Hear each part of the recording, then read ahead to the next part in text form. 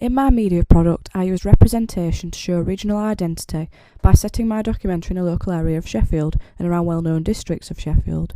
I chose to do this because it would attract my local audience, as they would be interested in a documentary filmed in their city. The places I filmed in Sheffield will bring interest of my local audience as they are well known, such as Devonshire Green and Fargate. They are iconographic and will associate all of my audience with Sheffield.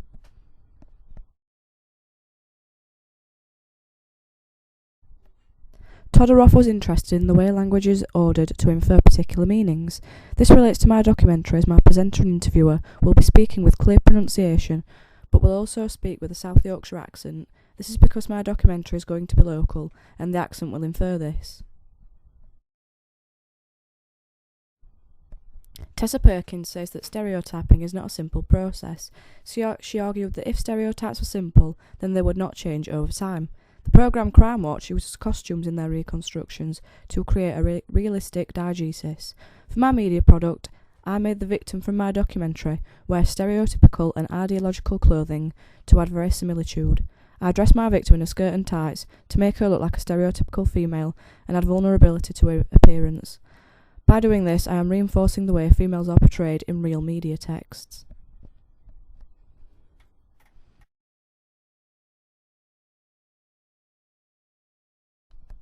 Tim O'Sullivan says that every media text tells some type of story.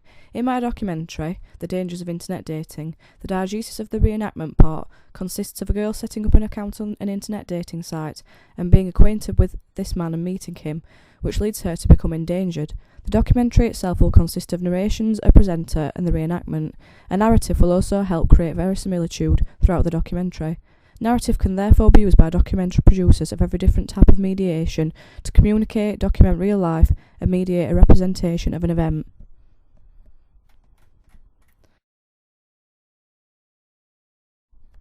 Genre can be used by documentary producers to categorise them for audiences. Bodwell and Thompson talk about the difference between fabula and Suzette. The fabula is the chronological series of events that are represented or implied. In my documentary, the fabula will be used in the reenactment, as the rest of the documentary is split up into different sections. It will start with a presenter and have interviews intervening throughout the reenactment. The Suzette is the plot and is considered to be the order, manner and techniques of the presentation in the narrative. I will use Suzette in my documentary to help present the narrative and hold together the storyline by once again using interviews and a presenter. Claude Levi-Strauss talks about binary opposition. Binary opposition occurs in my narrative and will be in the reenactment. There will be two binary oppositions, good versus evil and male versus female. This will be because the male is the criminal and hurts the female. Binary oppositions such as this occur in TV programmes such as Crime Watch. Therefore, I have reinforced the conventions of real media texts. However, I challenged the form of real media products as I made the reenactment gritty. I also made it seem as though the audience were an onlooker, watching it happen by using certain camera angles and shots. This challenged the text as it is different to real media products.